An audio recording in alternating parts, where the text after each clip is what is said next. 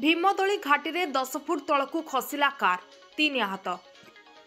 भारसाम्य हराई भीमदोली घाटीर 10 फुट तलकू खसला कार अल्पके बर्तिले गोटे परिवार 3 जन लोके। यह घटनाटी घटी गजपति जिला अड़बा थाना अंतर्गत खारीगुड़ा पंचायतर भीमदोली घाटी में। सूचना अनुसार आज सकाळे रायगड़ा जिला रामनागुड़ा गाँवर ए शिवप्रसाद और तांको पत्नी ए भारती झील ए तेजस्विनी को खोर्धार एक हॉस्टेल को छाड़ा कार जाउथिले। हेले सामना पटु आसुथिबा गोटे बस को साइड देबा बेले भारसाम्य हराई भीमदोली घाटी में 10 फुट तलकू कारटी खसी जाइथिला।